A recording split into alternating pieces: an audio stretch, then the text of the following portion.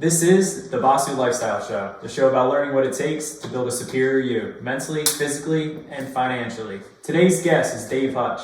He's been in the mortgage industry for over 20 years, and today we're going to talk about money, investing, and credit, which are all things that a lot of people don't really understand. So Dave, thanks for coming on. All right, appreciate it. Thanks for having me here, man. Thank you. So how long have you been in the industry? Going on 23 years now. I got in 2000. So in 2000, so you've been through also, what, 3 different collapses kind of? Yeah, the biggest one being, which everybody knows, probably 2007, 2008. Okay. Yeah.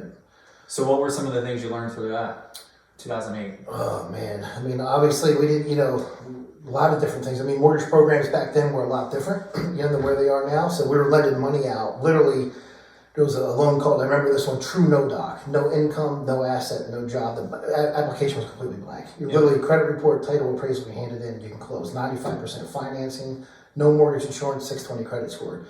So people are giving out loans left and right. There are other ones that are out there that's still around today, a little bit, not as much, but for self-employed borrowers, where they make it like stated income, stated asset, or, to make it easier for self-employed borrowers, but people took advantage of those. Mm.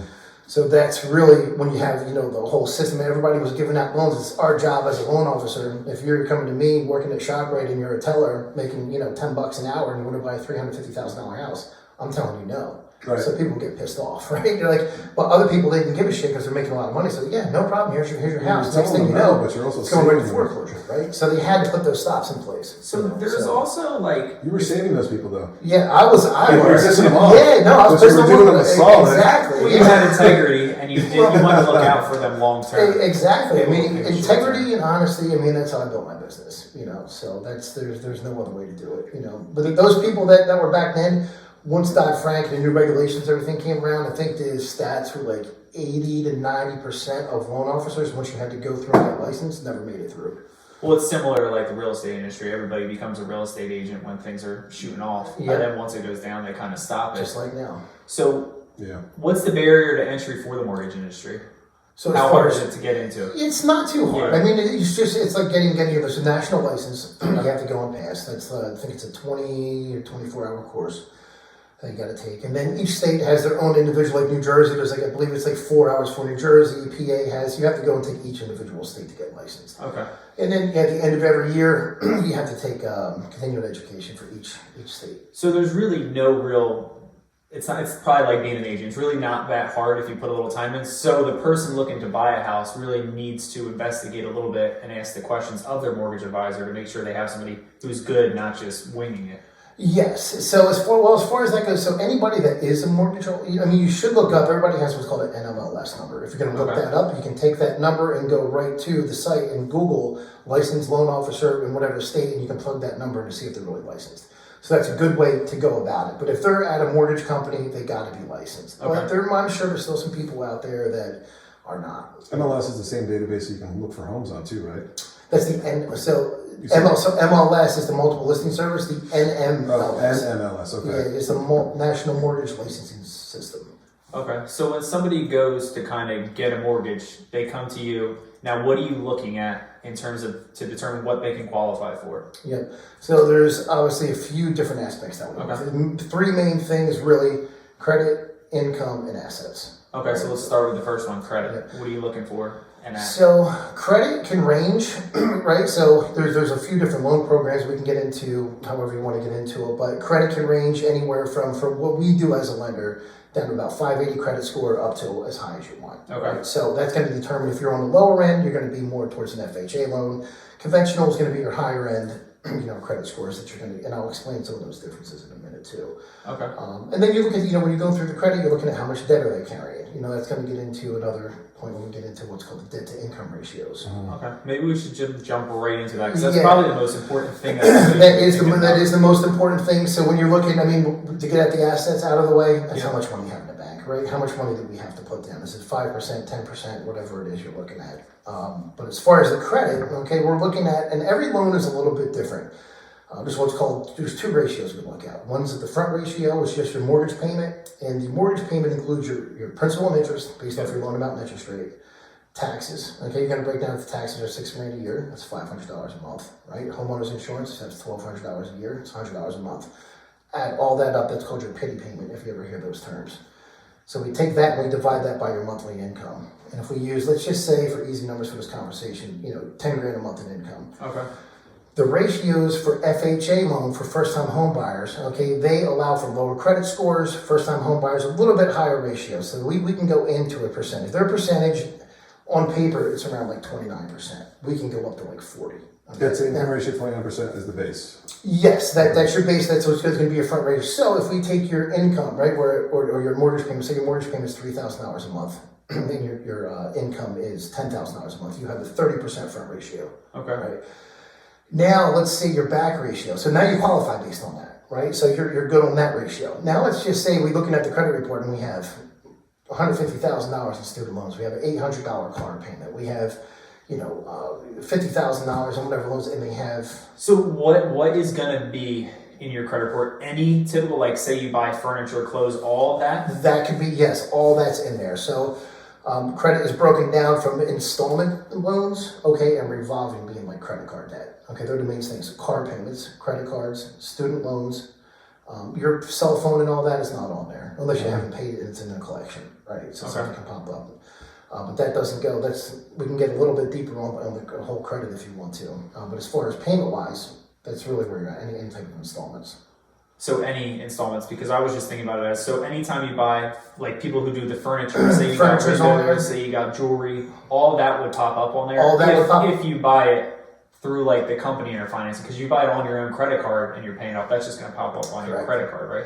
It'll pop up on your credit card, then you'll have that monthly payment. Or if you finance it, they're having a special $500 a month for 12 months, that's going to be on there. That's going to pop up there. So that's something that if you're thinking about buying a house and you're renting somewhere now and you need to go buy the $3,000 furniture set, maybe you shouldn't buy that. Correct. And that's a conversation I have with everybody up front too. And believe it or not, as we get a little bit deeper here, I'll explain it. Like I've had some deals where clients don't listen. In the middle of the approval, the week before closing, somebody goes out and buys a car. Now the ratios are too high, they don't qualify.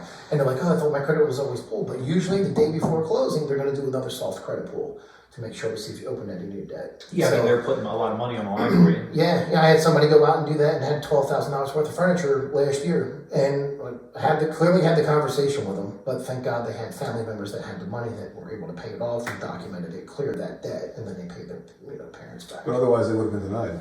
They would have been denied, 100%. Yeah. Yep. For furniture. Yep. So really, a big takeaway from that is if you're looking to buy soon. If you're looking to buy soon, keep your debt at a minimum. Don't go charging anything. It's important. You fucking do that anyways. Yeah. It's important to use your credit if we're gonna if you have $1,000 credit card, you probably only want to charge $100 to $200 on there. I've heard. Is there a percentage? For there is a percent idea. If you want to get the highest credit scores, 10% or whatever the balance is. But who does that, right? I mean, you're talking $1,000 credit card, and you're only going to use $100 on it, right? Yeah, I was told anytime you can, at least every 6 months, try and upgrade your credit line, like request a credit line increase. Yep, and what you do on there, as long as you're making payments, you shouldn't have a problem with that. So if you can pay that off, the goal is with credit card is not to use it and then have it sit there. Now, of course, for emergency purposes, people are going to need it. It's going to happen. You don't want to rack up debt. If you can utilize it, go out and buy your gas, buy your groceries, buy things that you're going to be able to pay off at the end of the month and have that money put aside.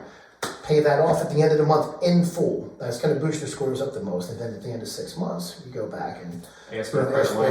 Don't spend more because you got your credit line increase. Yep. But it just looks better on that. It looks better on credit, your utilization. Okay, I'm like a credit deadbeat. I'm like at a 3 to 5% utilization at any given time. I don't like using a credit card. Yeah. But I know that I have to for gas and groceries and shit. But the next day I pay it off. Yeah. So every 6 months though, I do ask for the increase and I'll get it, but I don't. Yeah, you probably have 800 credit scores now. Yeah, you've got nice credit scores. Yeah. So that's why your credit's so good. So if your utilization is under 10%, like he's doing, like that's where you want to be. However, I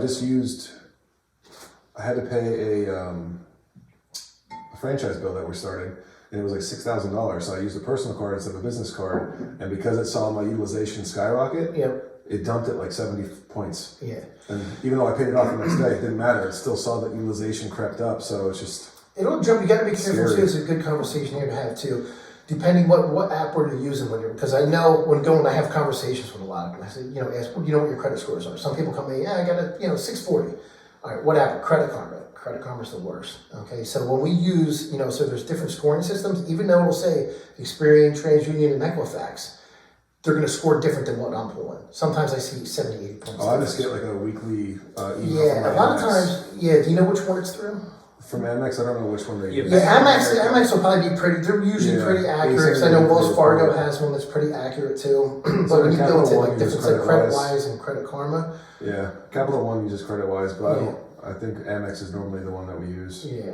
And for instance, I'll give like when you get your inquiry, when you get somebody pulls your credit, okay, mortgage inquiry doesn't only affects your credit 0 to 3 points, and 9 times out of 10 it's like 0 points, and you can get your credit pulled as many times as you want within 2 week period. Because it's a soft pull, It's right? not a soft, it's actually a hard pull. And it's only We 0 to can 3? do soft pulls now, but that's the Wow. biggest thing I get when I have people coming to me. Dave, I don't want a hard pull, I don't want it to affect my credit. Going back to these different apps, I'll tell somebody and give them that information. They're like, Dave, you just called up, and then like my score just dropped 30 points because you pulled my credit. I'm like, it's a different scoring system. It didn't drop on mine, and it's not going to drop. So you have to be careful. So the mortgage industry uses like a different, or how is it different? Yeah, so there's different. There's different systems, Yeah. and even car dealerships too. There's all different terms for it. There's one's called a score 8, one's called a score 9. There's different. I think there's even a score 7, right? Okay. So, and depending what their platform is based on, is going to give you a different score every time. So I can pull mine. I can go to a car dealership, and it'll be completely different because if I'll have like score 9 and they use score 8 or 7, I can be 60 points off. Yeah, which is crazy. Exactly. So where do you go to find your actual finite score? You should be able to go to freecreditreport.com. Okay. Right. So, and then, or to each credit. Now that might be, I'm giving a plug there. I don't really know about it, but you should be able to get it from there. You are allowed to get a copy of your credit report from each credit bureau one time per year. So, Okay. Yep. Oh, So you you can just reach out directly call to them? them Is that directly. sent to me? Yeah. So I think you can go. You might even be able to go to the website. I mean, I have my account set up. Mm-hmm. You can freeze your accounts and do other stuff with it when you log on. But go to Experian, TransUnion, or Equifax and request a copy of a free I report. think I can do that through LifeLock. Yeah. Yeah, LifeLock you can probably Yeah, get a copy. because that's of it. what I use for credit protection now. Yeah. So what are good ways to build your credit? If your credit's down and you're thinking about buying a house, what are some of those ways? Yeah.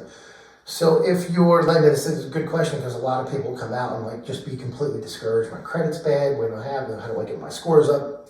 Depending what the situation is, as long as you're working on it, if you have collections or late pays, but that's in the past and you're on the up and up and you're just stagnant, keep doing what you're doing.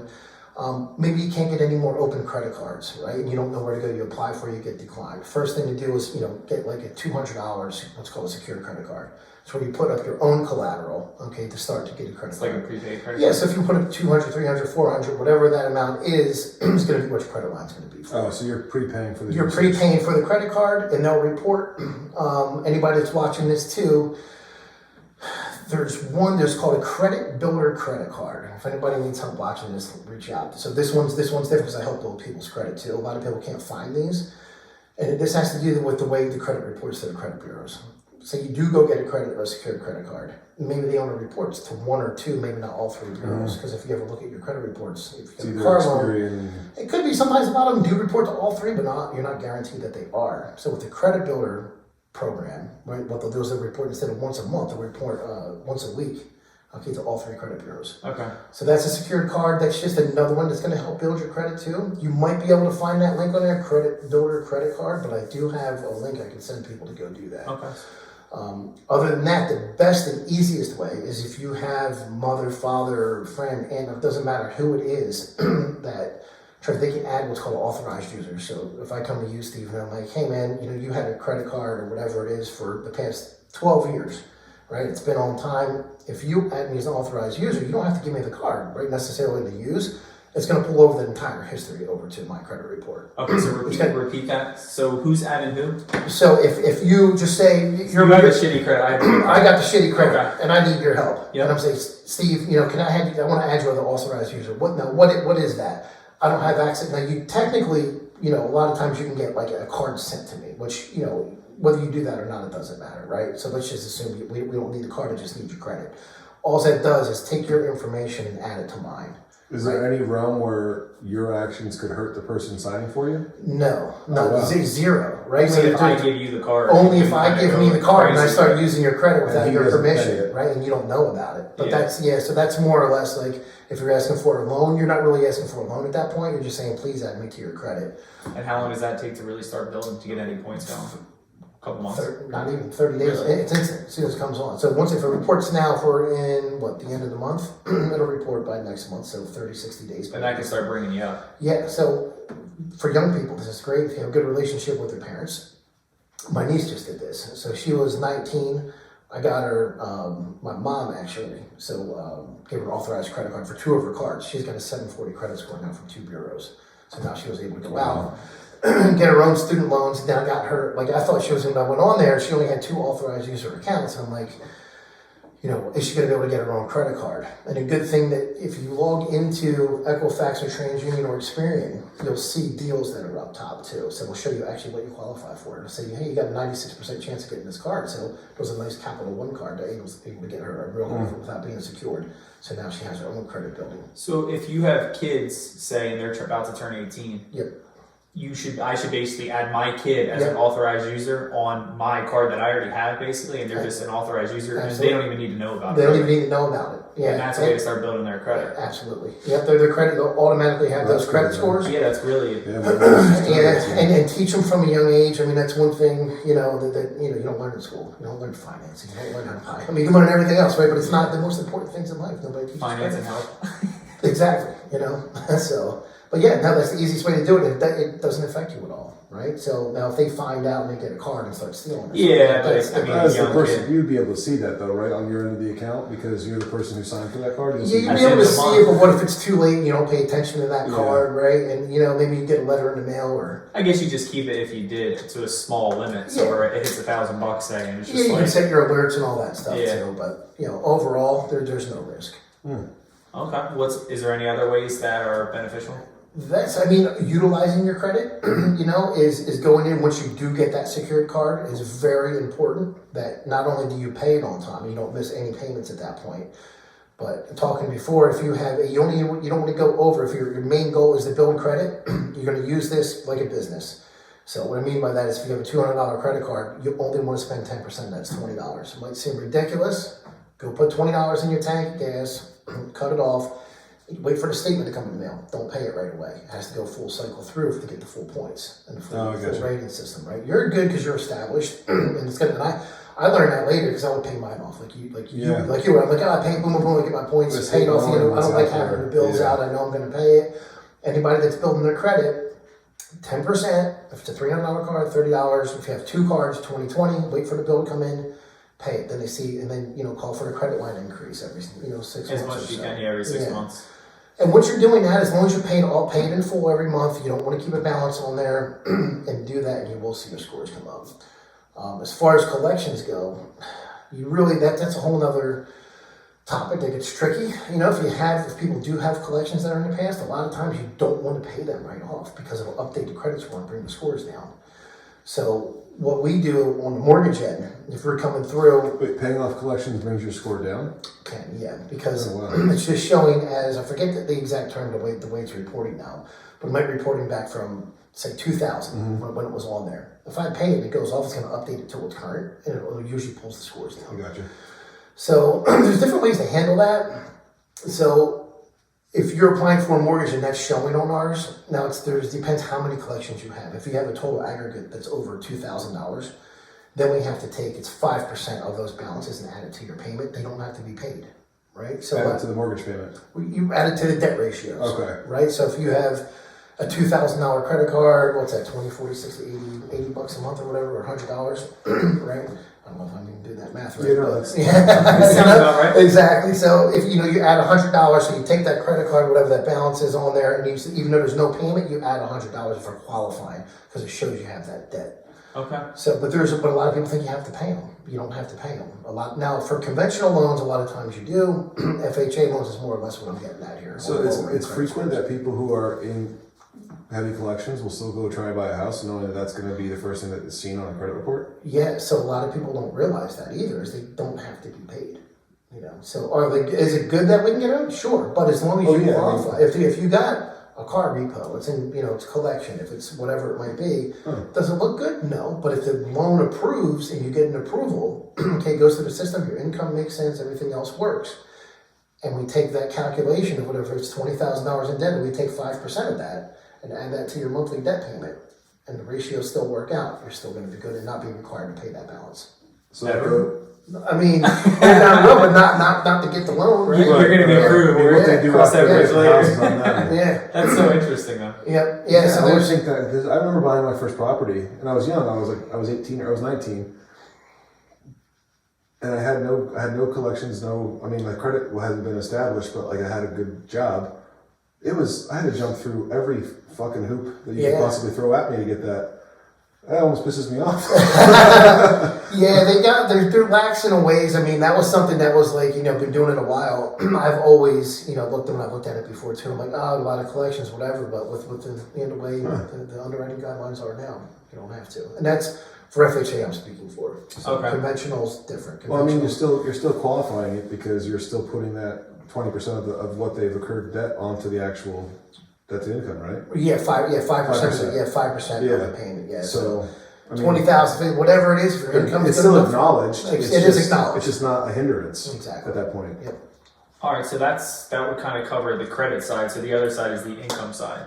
Yep. So what's going to qualify as income? Yep. So income, starting with your salary positions, right? Anybody that's out there, you get a straight 60, 70, 80, 150, whatever it is per year, straight salary. You're not getting paid hourly. That's one way.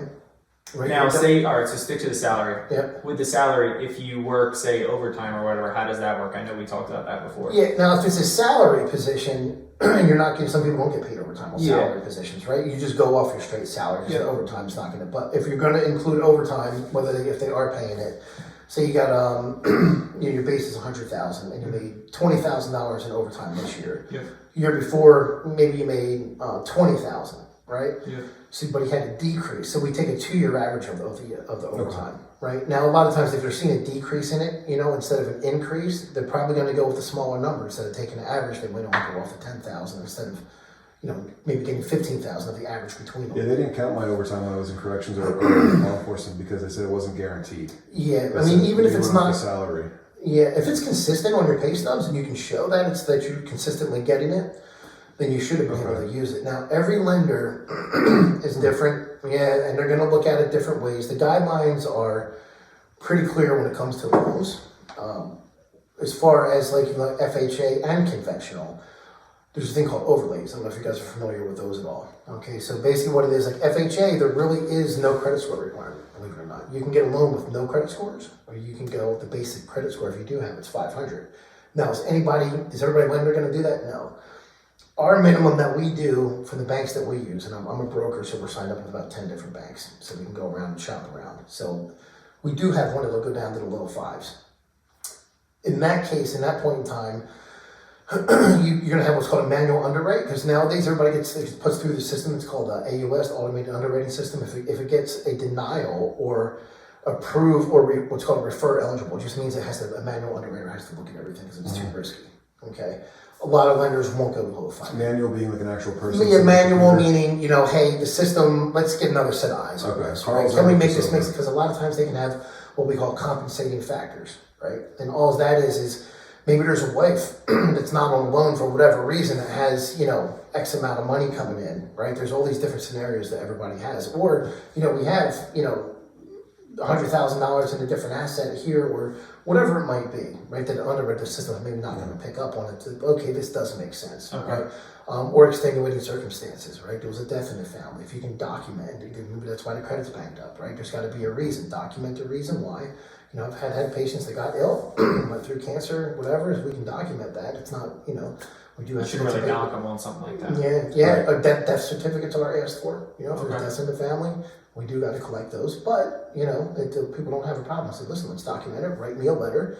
We'll document everything up front. So when we send it to the underwriter, they can see your story, and they go, okay, this is what happened. So as long as you document everything, you get everything up front, and you submit a good package, and they understand your story, and your story makes sense, you'll get the loan. If you see people that have like a tenure of bad spending habits, or and you can tell that they're boosting their income somehow right now, or they were loaned money for a down payment, is there like a level of responsibility on your guys' end to say, hey, listen, you shouldn't buy a house right now, or is it just if they qualify, they qualify? Yeah, I mean, ethically, right? Yeah. So just kind of going before, like when we're talking about the no doc loans. Right. Like, no, I'm not giving you a loan. right? You're a teller making $10 an hour, you want a $400,000, that's not happening. Now it's harder to get away. You can't really get away with it that much. You can kind of see, I guess, the fine line that kind of gets drawn where I do have conversations with people is you can get, that front ratio I was talking about, okay? You can go up to, with FHA, I believe it's all the way up to a 46% front ratio, which is, think about that. That's half. Now, if I'm going off of $10,000 income, that's not after taxes. This is your gross income. Yeah. So that means I can give somebody that's making 10 grand a month, that's 120 grand a year, a $4,500 mortgage payment. When they're really bringing home, what, 7?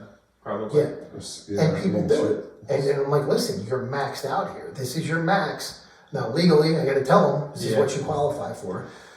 And I'll go through it with them, like, listen, it's not a good idea, if you're going to max yourself out, especially if they're first-time home buyer program, right? First-time home buyers. Yeah.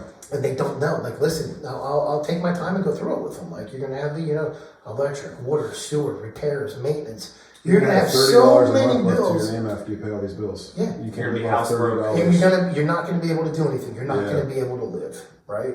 So ideally, I'll give them the ratio. If you can stay around 30, 29, great, But when we get up to, it's not too often I do that. Or, like I actually did one where somebody qualified at a 46, but she was engaged and the fiance wasn't on a loan, but he had good income. So they were going to be fine. Yeah, there's always exigent circumstances, right? So that, even though she qualified on her own, like I felt good going into it because that was her living situation. Is there anything ever, like, they come back to you if, like, 50% of your loans go to foreclosure or something? Yeah, if then I'm doing something wrong, right? That's what I'm saying. Yeah, so there's not, that's more on the people because there's really all these backstops put in place now for really to cover my ass. So I'm not going to, I can't, if I qualify somebody, it's really on them at that point, right? Who puts the back, is there a governing body? Who puts the backstops? Yeah, so the backstops meaning the guidelines, right? So FHA's government loan, you got your conventional, all of them, so Fannie Mae and Freddie Mac have their own guidelines. And guidelines being, here's our, getting into income, salary is very straightforward. This is what you qualify for, this is what it is. Hourly, pretty much the same thing. If you have somebody, again, they might be watching this, what we look at is trying to say if you're getting steady hours, meaning are you guaranteed 40 hours a week? Yep. Maybe you're not getting health insurance, but I'm guaranteed 35. So as long as their pay stubs are consistently 35, then I can go off of that and make a base salary on that, right? Okay. If they're up and down, 27, 31, 19, here, there, whatever, now you're going to have some trouble, right? So then we're going to go back to an average. It's called variable income calculation. So it gets a little tricky. You're not going to get as much income as you want out of it, All right, so we hit the credit and income. So somebody's decided, is there anything else? I was going to say self-employed. Yeah. Okay, let's hit self-employed. I want to hear that. Yeah. So self-employed, a lot of, so being self-employed, right? A lot of times you might have somebody that makes like 500 grand a year and you get their tax returns and maybe it shows 80, right? They have their business expenses. They have all these different, let's not call them tax loopholes. There are legal reasons and ways they can write their tax down, legitimate expenses and everything else. But we do have to go off their adjusted gross income, right? So if it is 80,000 that's shown on there, there's other things that we can add back in. It gets a little tricky if they own multiple houses and there's depreciation. A lot of times you can add depreciation back in, depending on how much that is to, increase their income. But again, everybody's situation, self-employed is a big realm, right? So there's a lot of different things that we wrote off, S corps, LLCs, C corps, all these other things that can take into consideration. What about company holdings? If you own the company and you pay yourself a certain amount to stay under a certain threshold of taxation, but the company has asset, does that come into play at all? You can use the company assets, bank statements and everything too. As far as, still when you're qualifying, you're going to have your, obviously if you're going to LLC, you have your, or S corp, you're going to have your business returns and you're going to have your personal returns. We need copies of both, right? Okay, so the calculations are, they're going to be able to see all that stuff too. If they don't qualify, you are self-employed, there are programs out there now where we can do what's called bank statement loans. So you're making, you got, $50,000, $60,000 a month coming in deposits. I can use that income now. Nothing else. I don't need your tax returns now, right? So we can do it now. So you're leveraging yeah, the difference with there, it's not your standard conventional loan and get into, we can get into these aspects as far as the loans, I'm sure we will, but conventional loan, you can get as little as 5% down. These loans you're going to probably need 20% down on. But you're going to get qualified, and the rate's going to be higher because it's more risk to the bank. You're not going through, but you will own a home. Okay. And they did get those, a lot of these were taken away before, when the market crashed, all that stuff. But they're coming back. The bank statement loans are common now. Are they going to keep coming back then? They That should, thing's kinda yeah, tight, it is. I seen, once the pandemic hit, so even before that, I did a couple bank statement loans right before the pandemic. Pandemic hit, a couple of those companies went out of business. And then they're coming back now. So a lot of the big companies aren't doing them. So, and I do see them staying around now because they're more, I guess, regulated and everything now. So everything's just, they're kind of, they're not going out and just building these different troughs of loan products, right? It's just like, hey, let's work on this bank statement loan. Let's get some good guidelines around this thing and make this good. Okay. So that's what they do by, good down payment. You're going to have a lot of reserves in the back, right? So maybe as far as reserves, if your mortgage payment's $3,000 a month, they might want to see 6 months to 12 months in reserves after closing, right? So they're going to make sure there's free cash in your personal account. free cash in your personal account. That makes sense, though. Yeah. So 20% down, 12 months of reserves. Bank feels safe, right? So, that's kind of. I think if you can afford to do that in general, you should always have that kind of cash on hand for reserves. It's not doable for everybody. Yep. But it's smart just in case. Exactly. Yeah, you never know what's going to happen, especially now. It's coming.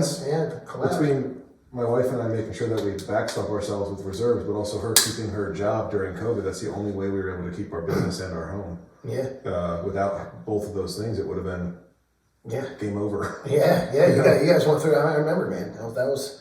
She worked every day still. She was kicking ass, and then I was pretty much walking dogs and cleaning the house and training clients and not getting in trouble. Now look at you guys going. Hey, sometimes you gotta switch roles, right?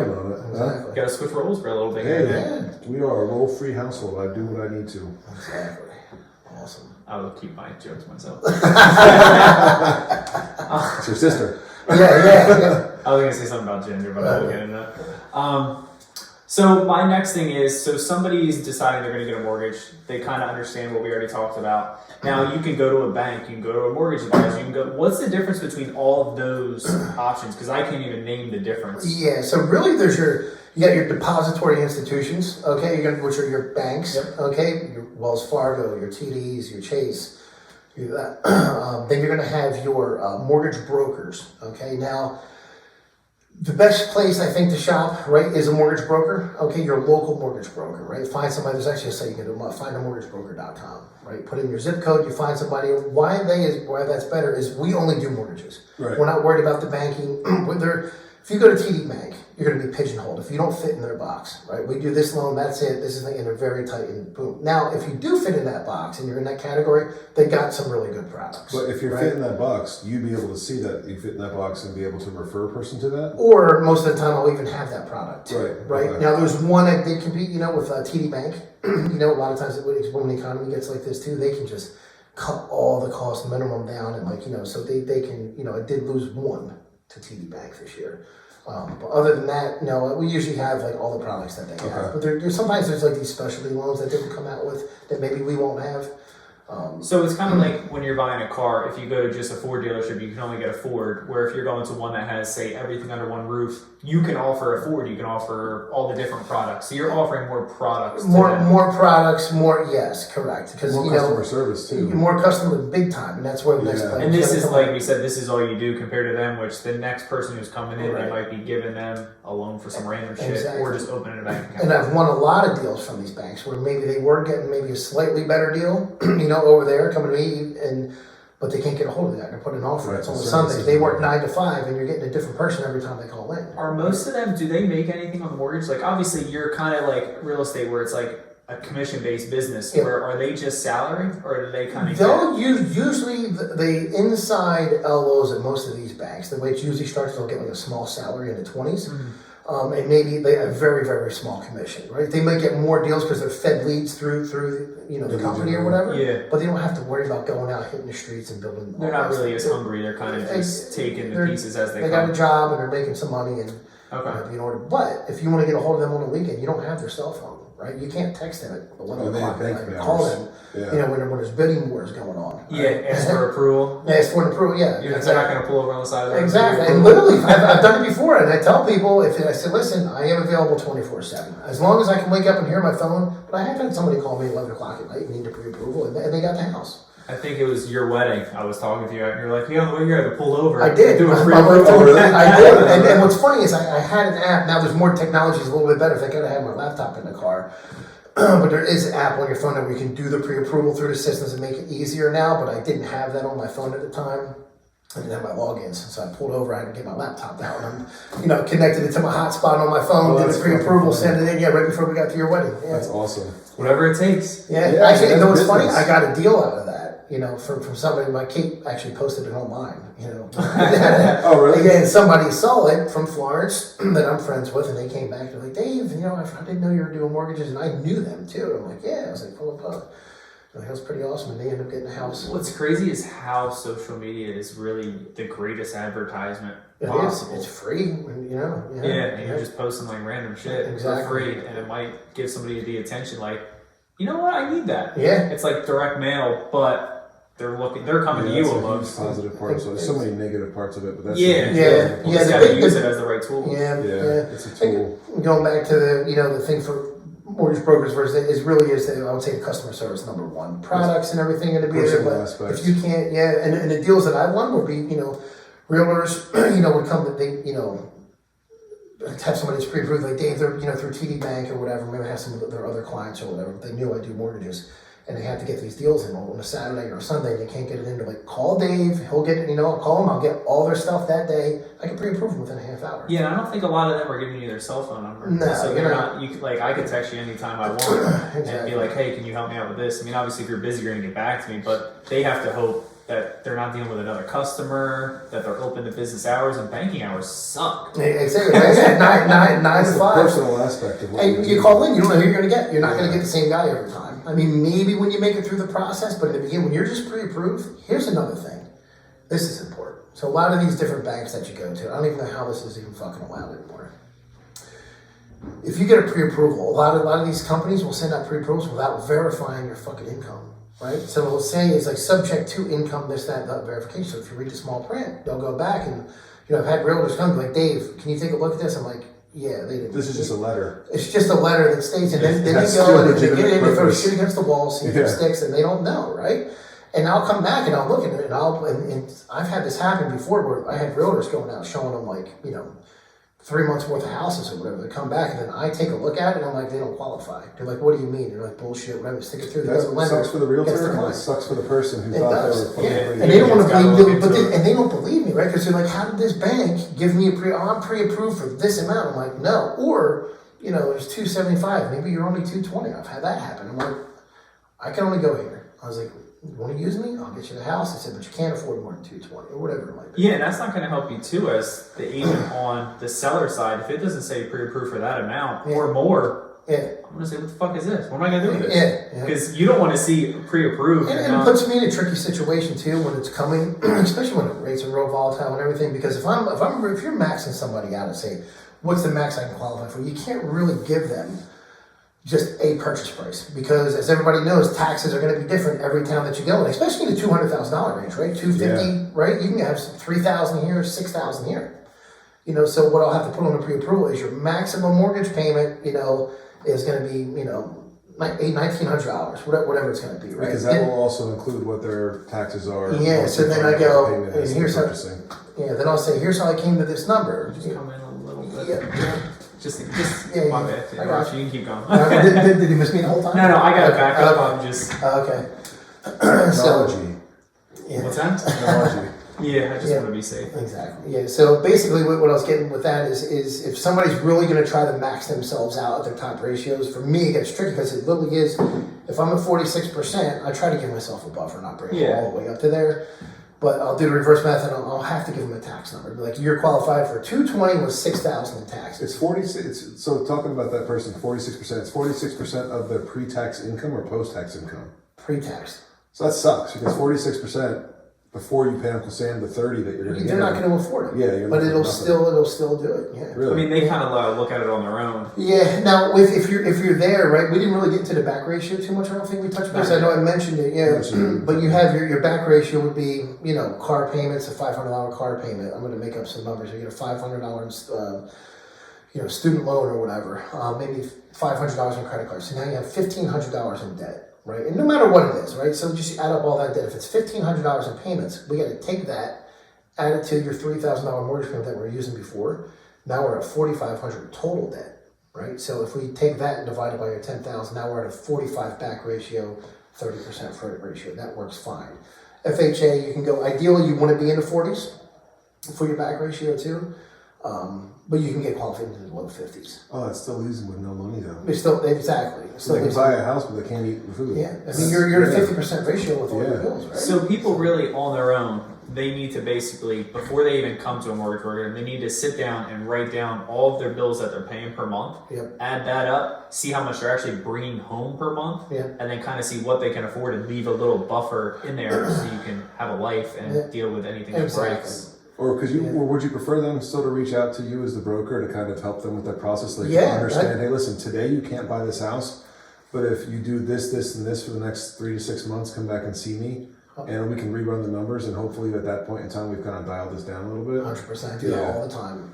Yep. So, and it's the people that listen that get the house, and there's some people, you know, like I've got surprised. Like it was like last year, the year before, I had 2 awesome months. It was situational, but credit was pretty banged up. We were on the low end, a lot of things to do, right? We had to get some things in order.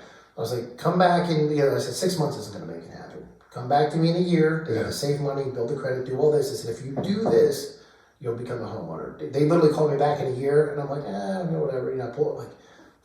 They listen to everything I did. We're at the closing tables, they're crying, you know, never thought they could own a home before, you know, it's like, and those are the best ones, you know, but then you have other people I try to talk to, and some people don't listen. Right? Yeah, you gotta do what you're told. It's like working out though. I always joke around and say, I can make anybody a homeowner, you know, if I look at your situation, if there's a way to do it, and I can see the path there, I'll give you the path. You know, but like you got to take that path, and you got to stick to it. They're the one doing the job. They're the one taking out the loan. You got to stick to it. It's the important part. If you don't, you're not going to be a homeowner in 6 months. All right, so now we're going to get into. We're going to have to talk slowly through all the products. Okay. So you're going to look for a mortgage, and then you're going to have somebody go, "Well, you can get an FHA. Would you like conventional? How much do you want to put down?" How can we slowly get into this so people actually understand?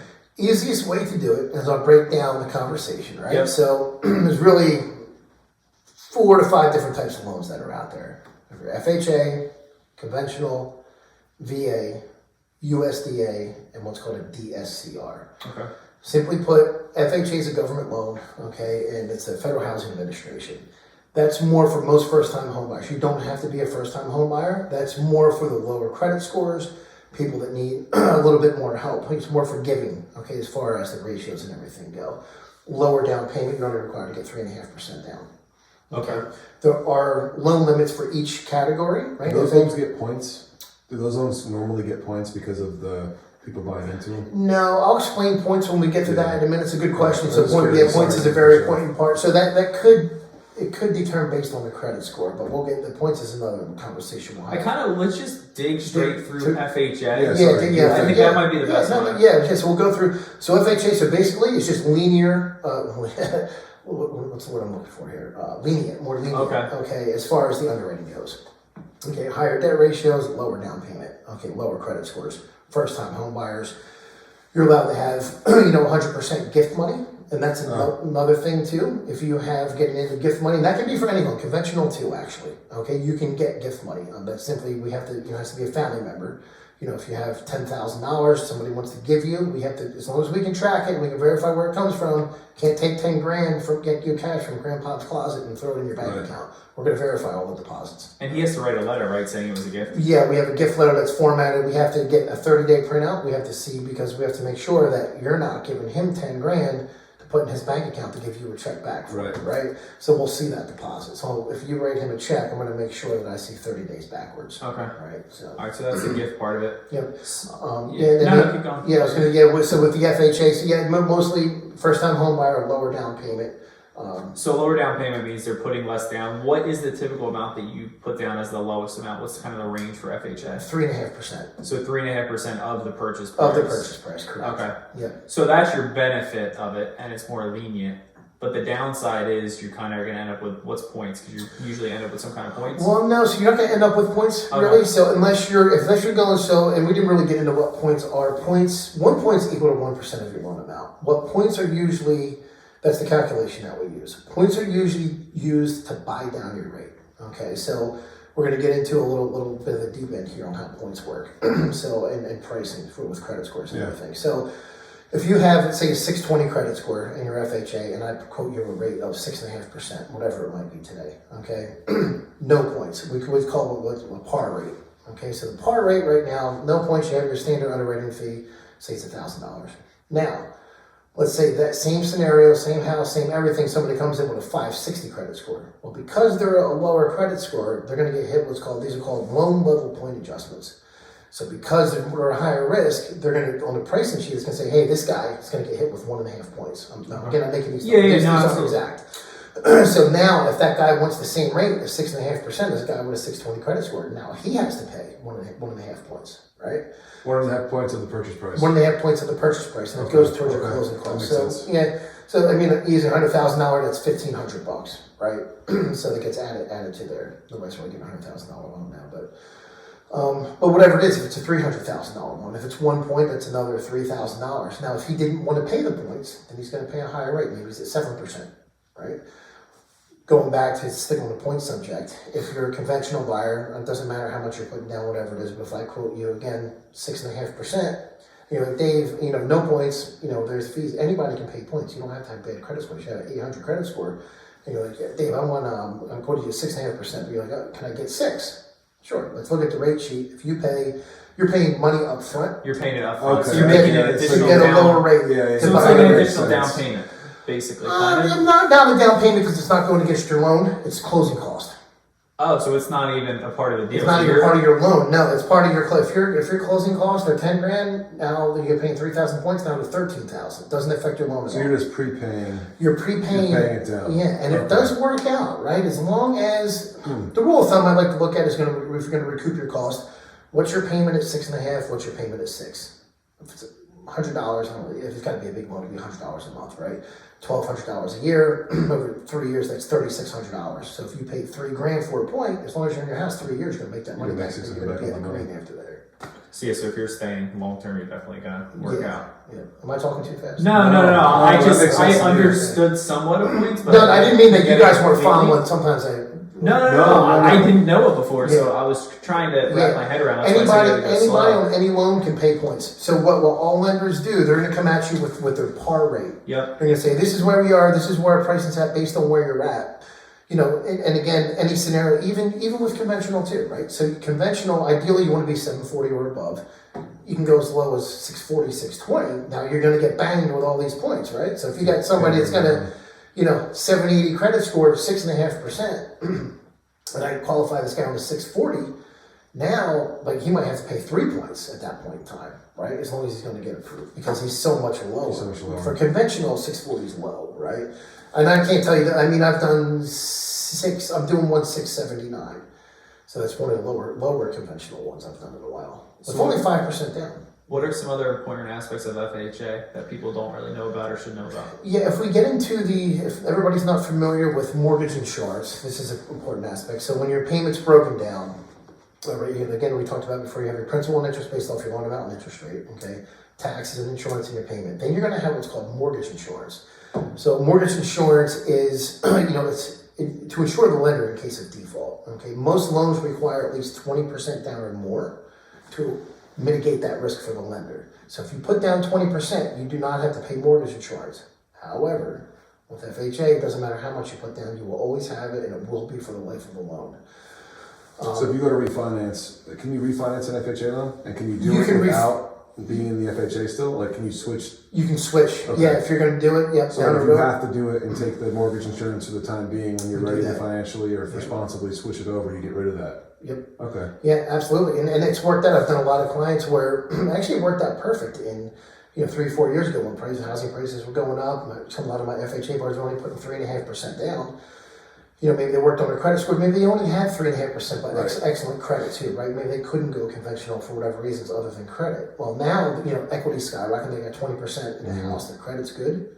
Refinance them into a conventional loan, remove the mortgage insurance, and you save money there. That is in the so you have your mortgage rate, and then you have your, what is it called, APR. That's your annual percentage rate. Is that included? Does that include the mortgage insurance? No. So no. So No. that's, well, Because how are you going to compare? So you give me a quote for an FHA, and another person gives me. How am I comparing those two? Yep. What's the best way to do that? Yep, so the best way to do it, okay, so let's explain what APR is too, right, and what the interest rate is. Interest rate, APR is not your interest rate. So a lot of people come back and like, why? Because it's going to be different. If your quote is 6.5%, and you're looking at your term sheet, here's your interest rate, 6.5%, but you go back over to the loan estimate, it says here's your APR, maybe it's 6.931. It's usually an off number. And the reason it is interest rate is only a calculation of your total cost put into a percentage. So it takes your interest rate and then it takes the fees involved to get that rate, right? Okay. So you do want a low APR, right? So if you're comparing lenders' APRs, as long as you got 6.5% and you're comparing apples to apples, so you go to lender A, they get 6.5% and the APR is 6.712, right? Mm-hmm. Pretty good because it's not too high. That means there's not a lot of fees. Now, if you go to lender B, same rate, but the APR is close to 7%. Well, there's some more bullshit fees built in there for the same thing, right? So the higher the APR, the more they're charging you. Okay, but mortgage insurance isn't included in that. Mortgage insurance is completely different. And the different lenders can't charge a different amount for that, right? That's just based on the loan, or can you? For FHA. Yes, so these are good FHA. questions. So FHA is standard across the board. There's Okay. a factor that we use. It's 0.85% of the Okay. loan amount. Then we divide that by 12 and come up with a monthly figure for you. That's fixed. So it's 0.85% across the board for FHA. Conventional is different. So conventional is based off your credit score, okay, and how much you're putting down. So if you're putting 5% down, you're going to have a higher mortgage insurance factor, right? Instead of being like, might be like, make up some numbers here, 0.65%. Okay, if you're going to put down 10%, maybe it's only 0.4. Put down 15%, maybe it's 0.2. Is that because you're lowering risk by putting You're more lowering down? risk by putting more money down, right? And then the good thing about conventional too is no matter what, if you get in with 5% down and you put down, whatever that number is, say it's $200 a month you're paying in mortgage insurance. Whenever you hit 20% equity in your property, that's going to fall off. So Automatically, you don't have to request it. Yeah, a lot of times if you know it's there, right, and maybe the bank doesn't. Now, if they're just going off of your mortgage statement from what they have on file, it's in the computer, and they're taking. So if you make a couple extra payments, they're not going to calculate for that because they know it will take you 28 months to get. Well, they would see the extra payments, right? But if maybe you did improvements to your home, they don't see the equity boost. Right. Maybe the economy went up, so you can call up there. Maybe most of the times they have their own valuation system. Mm-hmm. They'll pull it up, or you can get an appraisal done. So if you're confident it's going to come in, then they might request an appraisal. But it'll be worth it if you can get that removed. I'm just thinking of a scenario. So a lot of people bought homes during COVID, during the lockdown phase before prices skyrocketed, and let's say they put down 3.5% or 5%, and they have the mortgage insurance, and their payment for whatever, call it $2,000, right? Yep. At 2.25% or 3%, whatever. When rates were actually really healthy, in today's climate, when rates are between 6 and 8, depending on who you're going through. Does it make sense for them to refinance if that includes removing the mortgage insurance at a higher rate? Or is the payment still, because the payment will go up, right, at a higher percentage rate? It's not going to change at $200. That big factor right here, no. Why not wait a year? Yeah, because if you're talking people that are into 2s and 3s, right? And now we're into 6s and 7s. Yeah. You're not going to make because the equity's not going to go anywhere. It's going to continue. Equity's not going to go anywhere, but that percentage difference, I think I forget the numbers. You don't put this in your Yeah. But it was like a $350,000 home, or loan amount. I think 3% compared to where they are now was like a $1,700 difference in payment. Yeah, It's something crazy. Yeah. Right? Like it's like and you're the talking buying for 30 years paying that. Yeah, because you're buying a wait. payment. You're getting a home, but you're buying a payment. exactly. Yep. So if I just wanted to make sure that made sense to my brain because I was thinking, fuck, we refinanced in COVID, but we don't have mortgage insurance or anything. I was just kind of curious in how that worked for somebody who does. No, it's when I go back and look to refi, especially all the FHA, and you look at your clients and your past books to see who could benefit, but there's no benefit there. Not right now, at least. Yeah. When you're at a point of having that 5%, because you said conventionally you can get 5%. Yep. If you can get 5%, you should kind of avoid the FHA if you have good credit, because the benefit you don't have the mortgage insurance. And is it a better rate too at 5%, the conventional usually? Yeah. I'm just wondering, what the benefit of going FHA is, just because... The benefit to go in FHA, clearly put, is the credit scores. Okay. Right? So if you're going to have the lower credit scores, the lower down payment, And there might be some extenuating circumstances that are involved where you have to build a case sometimes, right? It's like more trickier loans they're built for, but mainly lower credit scores, higher debt ratios. Because you present the case if there's exigent circumstances. Like, is it something that you talk? Yeah, to so it's like about? if we're sitting down and getting your story, hey, here's our credit. Why are we here? Why are these collections? How did this happen? Maybe there's they moved. Maybe there's a bunch of different. The job history isn't clear because we look at a 2-year job history. If you're at 5 different jobs, right. I need to know why, right? And if we got a good story for it, then we can make it. Conventional, So that's another service that you provide that a bank probably wouldn't then, right? Right. Yeah. A lot of them are just going to go in there. They're going to look at it. Yes, They're just supposed to. As a loan officer, you're supposed to go in and dissect, right? Build everything, figure out how to get this done, which program's going to work. Because you want to help people get the home as long as it's responsible. 100%. Right. Yep. I got you. 100%. Yeah. So as long as you get in there, you ask these questions, and then you go over, the good, the bad, the ugly. Hey, listen, we went through everything. This isn't going to work. Then we come up with a game plan like you talked before. Yeah. Maybe it's only going to take 3 months to get this credit score to here. Maybe that's all we need. Or I won't even have my job 3 months. We need 6 more months or 9. Sometimes you need to be FHA. They're real strict on the 2-year work history. So you got to build that, and being mostly in the same field, you build that case. Conventional, you can come out of college and everything too. You can get a degree as long as you're there for like 6 months. You can get a loan. I've done that before too. So you don't need 2 years job history or anything like that? No, if you got somebody that's coming out and has we can show they were in school for the past whatever year. I get the diploma, document that, they got their job here, and as long as their income and their credit works.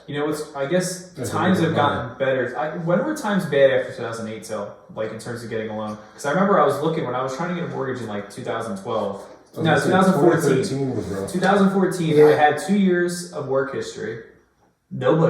I had to fight to get a mortgage. I have 2 years of work history making good money for the fire department. And it was 2013, they wouldn't even look at me. Yeah, because, I didn't have enough debt. And I'm like, but I have a career, like I have a job, I have a car. And they're like, you don't have enough debt. Well, you figure you're dealing with the fallout now, right, from 2007. Yeah. So you got the foreclosure crisis that's happening now. So everything that didn't happen there, you have all this fallout. So the banks, for years, there was people, they didn't know what to do with all the foreclosures, right? There was people in their houses 6, 7, 8, 9 years after, like not making a payment until they kind of figured out a system now that's in place. So, building through there, the lenders, they're still trying to get their shit together from the fallout, So. Yeah, so it's just weird how times change. You just got to keep up with it and know and talk to somebody like you to find out what products are available. Yeah.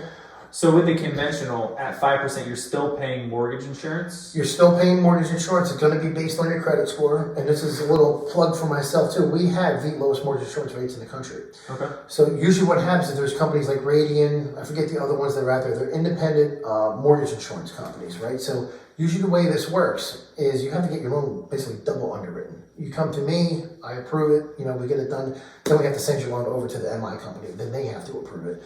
There's been deals, doesn't happen often, where, regular banks and everything that have to do that to get that approval, where the deals sometimes they fall through because the underwriting's too long.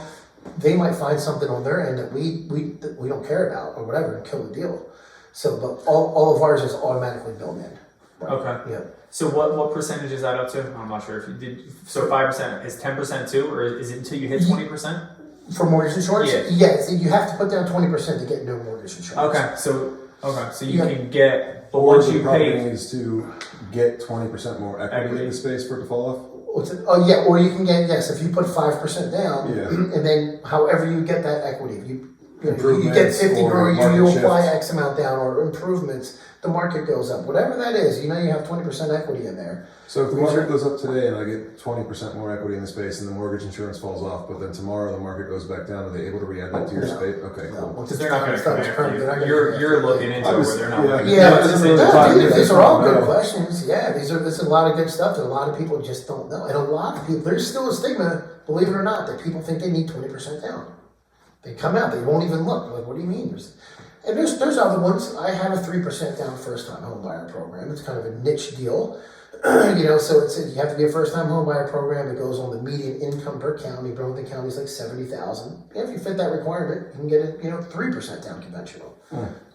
So there's a ton of different products. You really just need to talk to somebody to see what product works for them, and then look at the interest rate, look at the APR, make sure they understand what they can and can't afford and have money to put down, and kind of make a decision from there. Because in the one sense, it's always good to put more down if you're getting your rate down. But at the same time, if you're going to be there long term, it might be more beneficial to not put more down because the interest over so many years when the rate's low kind of makes sense. Yeah, I mean, you're not going to get so much of it. I mean, it does affect a little bit. The more money you put down, slightly better rate you can possibly get. It's not going to, but a lot of times now, when people needing the money, when you break that down, hey, here's my down payment with 5% down, here's my payment with 10% down, or even 20. Would you rather have 60 grand in the bank to save $150 a month? You want the money in case of a rainy day, or do you want it in your property? Or whatever that works out to. And a lot of people would have it, and a lot of people, even on those ends, like for FHA, again, let's go back to 3.5%. And they don't like their payment. Well, what if I want to put 10 grand down? 10 grand is not going to do much for you, right? Yeah. Easy rule of thumb is it's almost based on the rate. These aren't even numbers, but if the rate's 7%, $10,000, you're going to be about $70 a month in your payments. Would you rather have 10 grand in the bank or $70, right? Yeah. So most people are going to choose the $70, right? Unless it's free money that they're getting from somewhere. Somebody's giving you a gift or something. Someone's giving away 10 grand. Yeah. The only problem is sometimes you can blow through 10 grand, but at least exactly. So yes, exactly. Yeah, you can definitely do that. At least if it's in the house, it's at least going towards something. Yeah, for sure. Not towards a bad habit or some shit.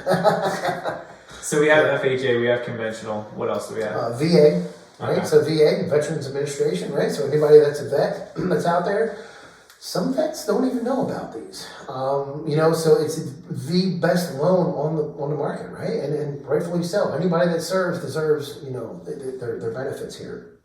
Basically, what it boils down for them, it's 100% financing, no mortgage insurance.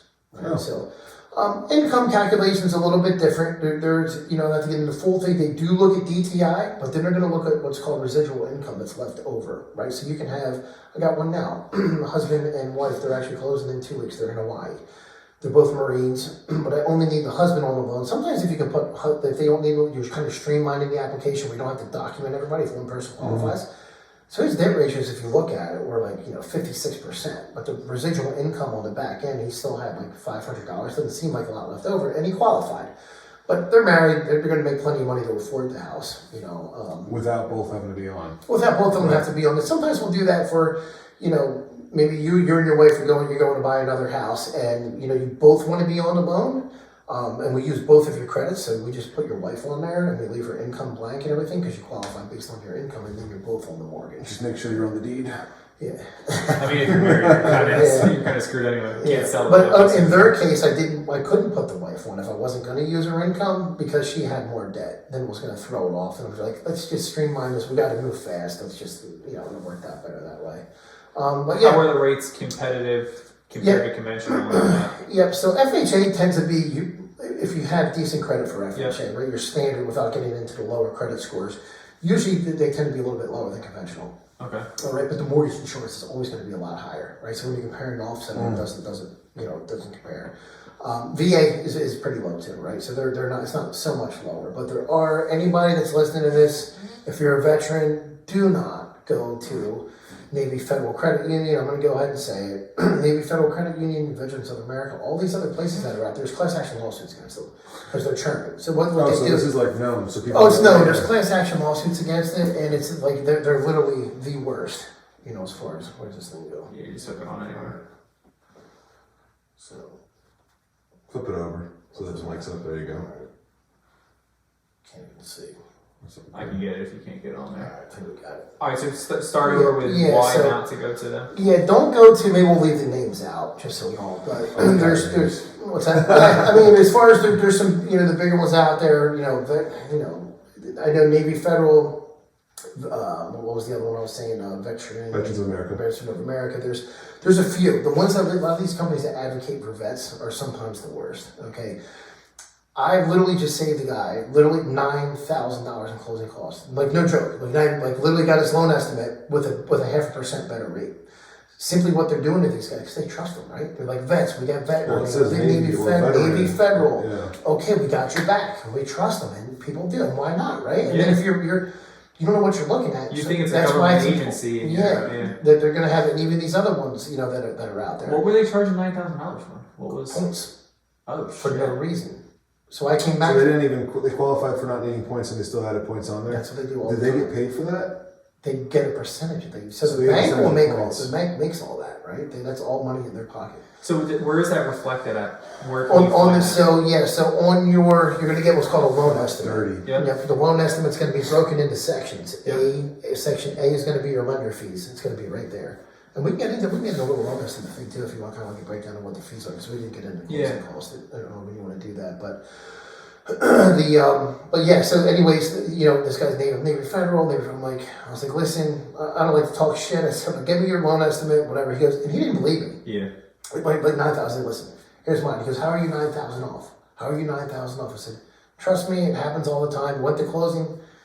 Guys, like, he goes, I can't believe I thought you were bullshitting me. I said, no, dude, it happens all the time. So you thought he was going to get the closing, there's going to be, oh wait, you owe $9,000 more? Yeah, he just thought like I was just Yeah. trying to get his business and do whatever, and he went to closing, and yeah, because my rate was 0.5% lower, and my fees were $9,000 low. Literally $9,000 on a $370,000 house. Is there any, you said there were lawsuits against them?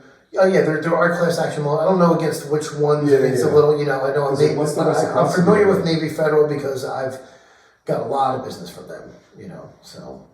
Well, I guess is it on the end user if I sign that document because I reviewed the document, even if I didn't know what it meant? It's on me as the buyer? Yeah, it's on you, you know, Yeah. and you can go. Now, Makes sense. even, here's the thing too that's important, and anybody that's listening, if you're, you know, in the middle of processing and you're already approved, your loan, say your loan is approved with Navy Federal, and then, but you got a month to close, right? So a lot of companies might need, we can close a loan in less than like 3 weeks, you know, or actually 3 to 4 weeks. Most companies need like 6 to 8 weeks or more. But if you're, you know, a lot of people, there's stigmatism where, hey, I'm with this lender, you can pull the plug on that and go to somebody else. Okay. You can't do that with your realtor, right? If you got a realtor, you're under contract, you know that, Yeah. right? So you're stuck. Even if somebody you showed them the house before with another realtor, you're due your commission, right? Yeah. It doesn't work that way with lending.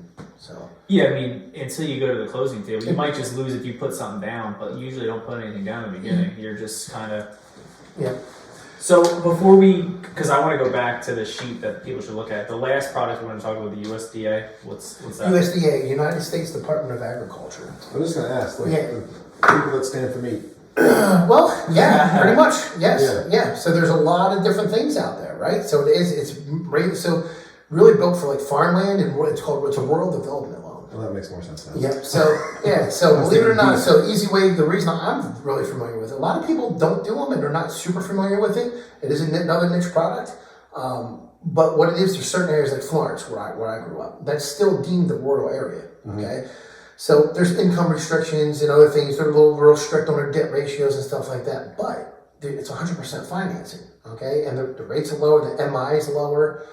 Everything's good. So as long as you fit within the income, there's an income limitation, and you have to, you know, there's a search bar. If you go to like USDA property lookup, you can plug in an address. It'll tell you whether it's eligible in that area that's cool. or not. Yeah, so you can look up to see if it's eligible. And if it is, dude, I love those. You know, So what is kind of the product? It's 100% 100% fine, so zero down. zero down. Closing costs. We didn't get into too much either of like seller concessions when seller pay closing costs. Yeah. With this, you're allowed to seller can pay up to 6% of the purchase price towards your closing cost. Okay. Same with FHA, they're allowed to do that. Conventional, if they're putting 5% down, it's only 3% of the purchase price. And by the seller paying it, it's just coming off of what they're receiving as far as the final payment. Yeah, so you negotiate that up front. A lot of easiest ways I can explain it to people if they're going out and never really knew that before is like, say you're going at the house is listed right now for $250 and you're going to look at it and you want that house. Let's just say you go in, let's use $300,000. $300,000 house that's on the market for $300,000. Let's go and say, you know what, I'm not offering full price. I want to do $195 or $295, Yeah. right? So, or if you know you need the money for closing costs, you can say, you know what, I'm going to offer $300,000, but I'm going to ask them to pay $5,000 towards closing. To them, that's a $295 offer, right? So paying that back. So, and then they, you know, it's just you're still financing the $300,000. you're still financing it, and they're just giving you that back. It's all Yeah, on the seller side, it doesn't matter to them as long as the Yeah. house is going to appraise for the $300,000. So it Exactly. really doesn't affect And there's other times where as long as the house will appraise, like maybe you bump it out, you know what, we're going to offer 305 and with 5 back, or 305 with 10 back, and you're there, right? It doesn't matter what the number is as long as everybody's comfortable with the Seller's still made whole. Exactly. Yeah. Whatever number they want. Okay. Yeah.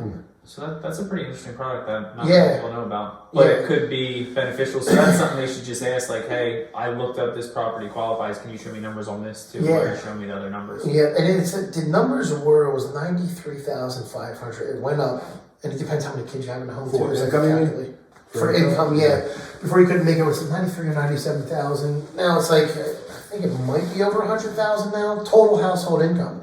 Even if the husband's not, like say you got a wife and husband, if the wife's not going on a loan, but she's, Income still counts. yeah, or she's, maybe even if she has child support, they're gonna look at everything. And even if she's not on a loan, they're gonna use her income. So it gets a little quirky, but if you qualify for it, it's definitely a good product. One of my favorite, that and VA, like the number one, if you can get them, they're, you know, Because it's 100% financing. it's 100% financing, So the rates, it doesn't hurt. and the Yeah, the yeah. MI, another factor, right? That's very important, right? So even if you're shopping rates and you're going to a conventional lender, I'm giving you 6.5%, same APRs, the fees are the same, but my factor is only 0.5%, and the other bank's 0.75%. You're going to be paying Yeah, give away money. $50 more in mortgage insurance a month than mine, even though we got the same rate, right? So, yeah, I mean, you're giving away money. Yep. So let's go through how to read the sheet. So say I'm comparing your VA loan, because that one, we're talking about the Federal Credit Union. Yeah. What am I looking at on this sheet? Yeah, this is important. I want to be kind of detailed on this Yeah. one because we didn't really get into closing costs. So a lot of people, when we get into, you're going to have your down payment, and then when I tell people you're going to have closing costs, they're like, oh, $250,000 loan. Let's give an example. We have a $250,000 loan. Your down payment's what? 5, 10, 74. What's the numbers on that? 3.5%. Let's just say it's. How much? Yeah, I should know. 7,500. 75. Let's just say it's Yeah. 7,500 Yeah. for your down payment. You're going to need 75. You're going to need probably close to 8,000. It's not a 1-to-1 ratio, but you're probably going to need 8,000 to 9,000 It's closing usually costs. like 3 to 5% of your Yeah, so it's going to be right around there. So when you're telling them, when people only think they're looking at the down payment, they're like, oh shit, I need another $8,000. Where is that money? So let's get into that. One, there's going to be, and I'll break this down. In the box A is going to be your lender fees. That's what we charge as the lender, processing, underwriting, if you have any points. When shopping, that's all you're looking at. There's nothing else. People, the other boxes I'm going to get to, the lenders, a lot of lenders out there are going to put these numbers lower to make their bottom line look good. So you never want to look for the bottom line. Hey Dave, why are your closing costs $8,000, but theirs is only $6,000? And I'll get to that in a second because you can play with these numbers in the other boxes. That's bullshit, right? That you're not comparing those. So if I have $1,000 in lender fees, and lender B has $4,000 with the same rate, obviously I get you a better deal, but my closing costs for some reason, are still going to be higher. What they do is now we're going to get into box B is going to be what's called title insurance. Okay. Simply put, anybody that doesn't know what that is you have to have a title insurance company. They do a search on you as the borrower and a search on the house to make sure it's free of any liens, encumbrances, judgments, anything like that. So when you're buying a house, it's what's called free and clear, right? So no liabilities. No liabilities, everything's done. There's a certificate of title that's done, and they handle all the paperwork in the closing too. So that's a percentage of your purchase price, okay? And that's going to be a set fee. There's no way to do that. Getting down, so A, B, when you go over, you're going to have recording fees. Okay, so you have to they usually run $450, and I'm going to speak for New Jersey now because that's the most I'm familiar with. You're going to close to average is like $450 for your deed and your mortgage to get recorded. The other things that they'll usually play with, then you're going to get a box like whatever it is, like G, E, or F over here. So E, now you're going to have what's called an escrow. When you hear, I'll get into this a little bit actually too. So when you tell people, you hear this question, are your escrow and your taxes and insurance? People are like, what the fuck's that mean, right? Simply, all escrow and your tax and insurance means you're paying your principal, your taxes and insurance within your mortgage payment. So when you get your bill every month, okay, that's being paid all at one time. How's that broken down? How do you understand that? The easiest way to explain it is we have to set up an escrow account, which is, we estimate about 3 months taxes and 2 months of insurance. Easiest way to think of it is, think of the mortgage company has a savings account for you. Okay, you're going to take that money, we're going to open that savings account in there. That's your escrow account. Every time you make your mortgage payment, you got $500 of taxes and $100 of insurance, so you got $600 going in this account every month accruing. So now when your taxes are due every quarter, the mortgage company goes into that account and pays your taxes. At the end of 1 year, your insurance is due, they pay that.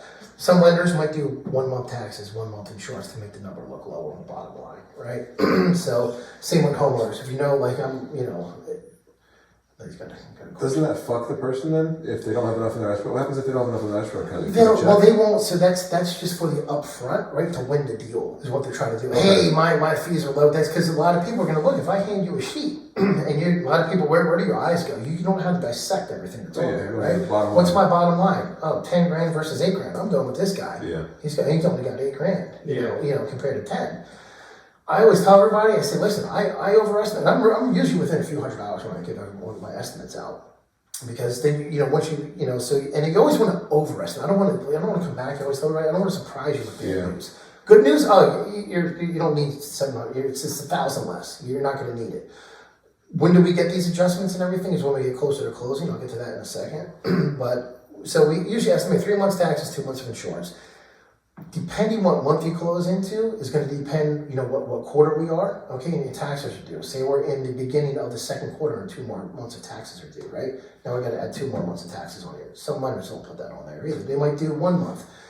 So I always estimate the total between the both about 5 months taxes. So you're on the higher end. So when I say you're going to need 8 grand, if I say you need 7 grand, you're going to close and you need 8, you're going to be pissed off at me, right? Yeah, find that little grand. Yeah. So and I'm like, no, listen, and then I explain why it can be adjusted. Well, depending on where we go, if we're going to close, it could be this. You got to get your homeowner's quote. We don't know where that is. So if you're buying a house March 1st and taxes for the first quarter are due April 1st, and you don't get to live in the home January and February, can the predecessor pay those 2 months of usage? Yeah, the title company figures all that out. Yeah, they do what's called an aggregate adjustment that's on there. Sometimes there's even a credit that's given back to them that's on the closing sheet. Yeah, they make sure it's already paid. Yeah, they make sure. They go through water and sewer. They make sure they call the townships water, sewer. If there's any HOAs, a whole other different story. If you're buying a condo or a townhouse, they have one-time contribution fees. Sometimes you have to pay, and everybody's a little different. If it's $250 a month, I've seen them, 12 months up front where you pay a couple grand, so everybody's a little different, so as far as the HOAs go. And if not anybody watching doesn't know what HOA, the homeowners association, if you live in a condo or a townhome, they charge monthly fees for the maintenance. So where is the APR on this? So the APR is usually listed at the bottom of, so this is going to be, if you're on your loan estimate, you're going to have all your fees broken down on page 1 that I just went over in these different categories. Main one, only focus on box A, the lender fees. Compare your lender fees. And then at the second page, you're going to have your APR. And it'll say on there the definition of the APR. It's a calculation of your, putting it to a percentage. Yep. And they're going to take into consideration all those costs. And then you're going to put it into an APR. And they can, some lenders can, those fees I just went over. If they lower some of them, that can lower their APR a little bit too. So it's important that you do look at the actual fees when you're doing it. So, because it doesn't matter if you go with me, compared to your other bank, and again, my fees, whatever fees they put on there that were lower, when we close, they're going to get adjusted the same. Doesn't matter. Your tax is going to be the same. Your insurance is going to be the same. Title insurance is going to be the same. They're just estimating lower. I'm estimating more accurate. I'm not bullshitting up here. Yeah, so you really need to know what the mortgage fees are. Make sure if you're paying points, that the points are similar, what the actual rate is going to be. Yeah. You don't have to look too deep into, like we're talking about, because some people will be like, wait, what the hell? I have to look at all of that? Yeah, you don't have to look at all your that. escrow and all that. That's going to come closer to closing. I was more or less for the conversation explaining. No, absolutely. Yeah, because people can hide shit here and there. Because they're like, what? You hear title, you hear escrow. Escrow is a big one too. And then when I give that analogy, it's a very, a lot of people go, oh, okay, that makes sense. Because you hear escrow, what the fuck's escrow? Some people might know it's account, but how's it used and work? And, what's it go towards? Yeah. Why is money on the sideline? Yeah. They just want to have a little extra. Yeah, exactly. On the side. Do they have to pay you if they end up having too much? Are they only allowed to have a certain amount in that reserve account?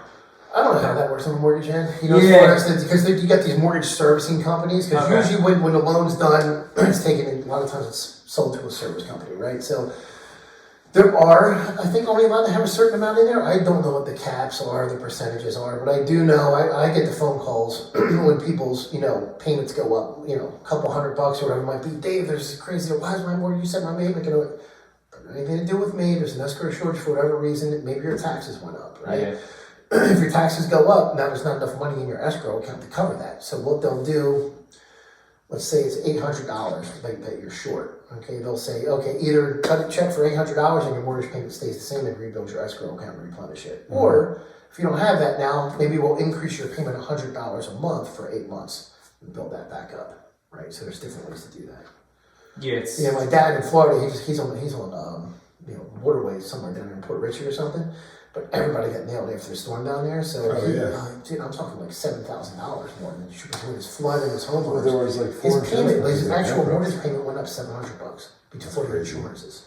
how does flood insurance work? Are you required? Is it just based on the flood map? Because I've talked to a lender before, and there was a property. It was in Burlington City, and they said, "Oh, you don't need flood insurance." And then the next lender said you did need flood insurance. So do certain ones qualify you differently if you need it? I mean, most of the time they're all based off the same map. It's confusing because the maps get updated sometimes. So that situation could have been where one lender maybe didn't have an updated map area. It goes off.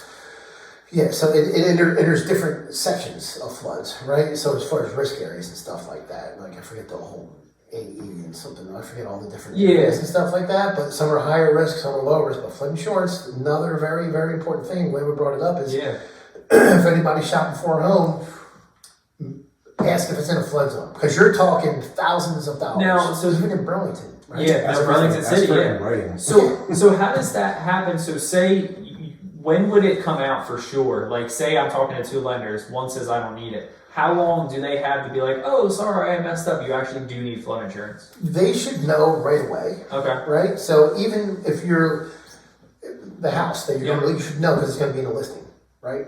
So most of the time, well, I'm saying, it's an inherited property. There was no mortgage or anything. That's happened before too. Because I can buy it cash and I don't need flood insurance because I'm my own bank. I don't give a shit what anybody says. They'll know right away. The bank, they need to let you know. So if you're going to refinance, they're going to go in. I mean, it might happen a little bit down the road in a scenario like that because it's not, nobody knows up front. But when it gets more towards the end of the underwriting, that you might get caught at the end. That wouldn't be good because how much flood insurance? It's all based on, like you said, on the flood map. So it can be anywhere from a couple thousand to a lot more thousand. Yeah, I mean, there's some that's if you're in what's called a preferred area, you can get it, as low as like a few $100s, right? And then you have your what's it? I mean, I'm on a barrier island. We're in the fives. Yeah. You're on an island. I mean, you're yeah. Well, you're what, 5,000? Yeah. I mean, I can hit a golf ball to the barrier. You're definitely Yeah. So, but there's some in Burlington, believe it or not, that I've done before that $2,000-$3,000, and they've never got hit with floods or whatever. And now here's another things that do happen. If you say you had a mortgage, you've been in your house 10 years, all of a sudden they decide to update the map. Now you're in a flood zone. Oof. You got to re-qualify? I mean, no, you just got to get flood insurance. Now, flood insurance from what I understand, is only through the government, right? You can't get a private. No, you can. There are a lot of private. There are some private ones. Yeah. So a lot of private ones you can go through. FHA, you're required to go through the government one. They might have updated that, so I'm not 100% on that right now. If you've got an FHA, I know before you definitely had to go through that. What's the government agency that deals with it? FEMA. Oh, I was because when I had a property that was in Burlington City, and we were deciding whether we were going to flip or rent it. But when we just flipped it instead, and they did get flood insurance. But I was told the only way I could get flood insurance was through FEMA. Yeah, now there's a lot of different companies out there now. Like my mom, she's got the short house. We've got different quotes anywhere from $900 to $5,000. Yeah, and then you look at the coverage difference, and most of them are the same. It really depends. We went with $900 phone number, please. Yeah.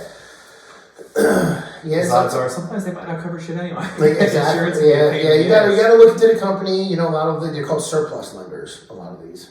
So if you can't get regular insurance, or you look out, even with other homeowners insurance, if you don't qualify for regular homeowners, or for whatever reason, there's surplus lenders out there that'll take it, but you're gonna get banged on the rates. Yeah, there's so many things. You really need to have a good real estate agent. You really need to have a good mortgage person to just make sure you're in. No, you need a good team. You need a good team that's going to look out for you and have your best interest and knows what they're talking about. They can answer your questions, right? What happened with that? It wasn't recording. Well, the other one is. You're good. That was his too, right? Yep. So I'll come back next week. That's why we have 3. Right. Oh, good. No, you gotta always have backup. As soon as I didn't see a red block in the top. Must have stopped. I must have ran out of space or something. It's all good. We got this. Yep. I mean, what else mortgage-wise is there really to kind of? Did we have anything else on there? Did we cover all that? I mean, we hit a lot of shit. Yeah. There was one thing I said gift. Just graduated. Factors. Why did you decide to get into the mortgage game? Oh, I don't yes. think we even talked about that. No. So basically, when I was 18, my mom really, I guess we'll come down to my mom. My mom's been a realtor for, like 43 years now. So I got my real estate license when I turned 18 as soon as I graduated high school. I would do the running around for her clients. Went to college. I was going to Mercer County College. I'd bring them back. She'd close them, right? So we were a team that way. Then I went in college, got a biology degree, came out, got back into real estate again, was doing that just as a part-time thing. Then I had a buddy randomly that was in mortgages. And then I just popped over there to H&R Block was my first stint. And now it's been a wrap since. Are you allowed to be a realtor and a broker at the same time? Yes, as long as you disclose it. Oh, okay. Yeah, so as long as. So have you done deals where you're the realtor? And No, that's going way back, right? Yeah. So my license, I did have it up till about 6 or 8 years ago. What do you got to renew every 2 years? Yeah. I forgot. You can put it into whatever I forget what it is. Yeah, it's a referral. I would pay a couple $100. I think it was $200. Every 2 years, and you just let it sit in like a referral source or something like that. You get like a database, small fee. and I let it go. It was like 2 months late, and I'm like, oh shit, and I'm like, I never used it anyway, but it's always nice to have, Yeah, I didn't know if there was a rule against being able to do both. Yeah, you have to disclose it. Okay. So long as you disclose Just it, to the everybody's buyer aware. or the seller, both parties. Yeah, both parties. Yeah, Right. so it's going to be in the contract usually. So how can people get in touch with you if they want to talk through the mortgage? Yeah, best way is my cell phone, 609-665-3460. Call or text me literally anytime. I'll add that into the bottom too. And then Yeah. you're And on then Instagram, right? You're on Instagram. You're on Yeah, all that. Instagram. So Loans by Hutch, LOANSBY Hutch. So loansbyhutch.com. You can go check out my website. Yeah, it should still be up there. Website should still be. I just revamped it. That's what I was thinking. So yeah, you can go to loansbyhutch.com. I'll pop up there. You can fill out an application on there through there, or like I said, easiest ways to get through me. Or you can check out my Google business page. So I'm still got I think I got like 55-star reviews still. I was gonna say, do you have good reviews? Still back. Yeah, that's what everybody's looking for. Yeah, still back to perfect 5. So That's awesome. You social media? social media, Loans by Hutch, on Instagram. I don't post a lot. I gotta start posting more. Yeah, so everything is. Will they be able to get in touch with you? Yeah, so I don't check I should check them more. The easiest way again, please, my cell phone, I live with it. I'm on it 24/7. I check it morning, noon, night. I hear it go off. So if anybody needs me, text me. If you don't want to call me, text me. If you don't want to text, call. So that's thing to do. Cool. Yeah. Was the story about our wedding before we started recording or during a conversation? No, it was in here. Okay, cool. Yeah, I wanted to make sure because you are legitimately available 24/7. Yeah. Anytime you call, no matter where he is. Exactly. I always say too. I'm like, all right. And the thing is too, it's like this one of these things. I actually kind of always joke around. It's like answer your damn phone. I don't know. I don't care what business you're in. It doesn't matter. Like if you don't answer your phone, like I'm trying to get I need a new loan guy. Perfect example. I called 6 people. Nobody answered the phone, and nobody's called me back in 2 days.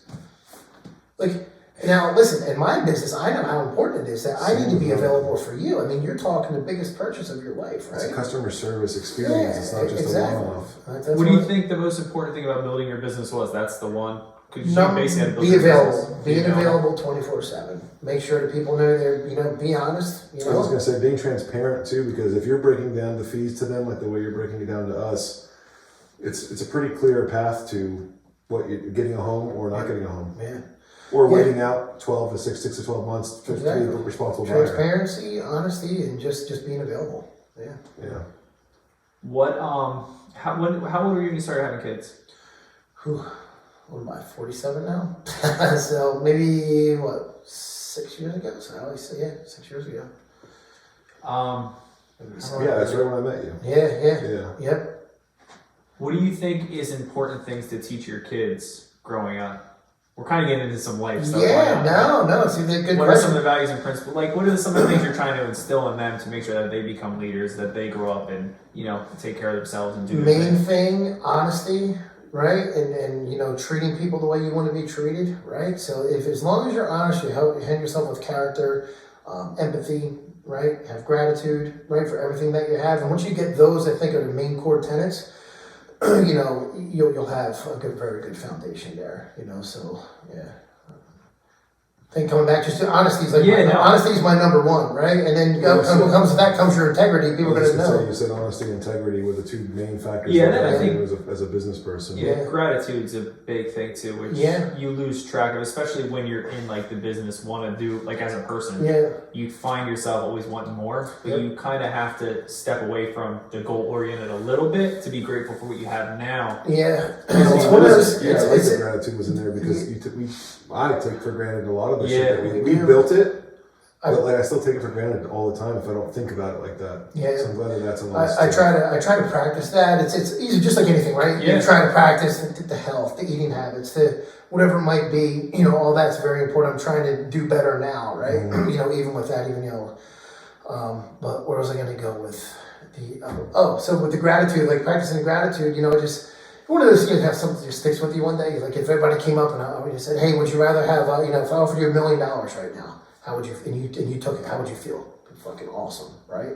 What if I offered you $1 million, but you couldn't wake up tomorrow, right? So it's one of those things that click with me, and it's right. It's just like if you wake up every day, try to at least when you put your feet on the ground in the morning, then I try to reflect that first thing in the morning. The little things like that, just to practice the gratitude. There's always a bunch of different aspects, but that kind of. Yeah, I mean, shit always comes up. Shit gets shit's always going to be. It's not going to happen all the time, but you try to put everything in perspective all the time. But if you put your foundation on honesty and integrity, if you got that, and people are going to know what type of character you are, they're going to come to you, know you, like you, trust you. That's it. I think that's the most important business thing is know you, like you, trust you. So can't beat that. I mean, you can't beat trust.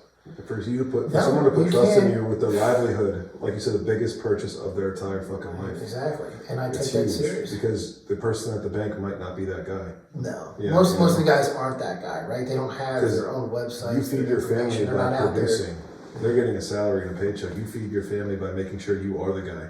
Yeah. And that's, I think, any business owner's prerogative is make sure that you're doing it better than the other people and with integrity. Exactly. I mean, it's huge. It's on our walls in all of our gyms. Yeah. All right, everybody. Be sure to like the video, subscribe to the channel. Reach out to Dave if you're ready to buy a house. Reach out to me too. See you. All right. Thanks, guys. Appreciate it, man. Hell yeah, brother.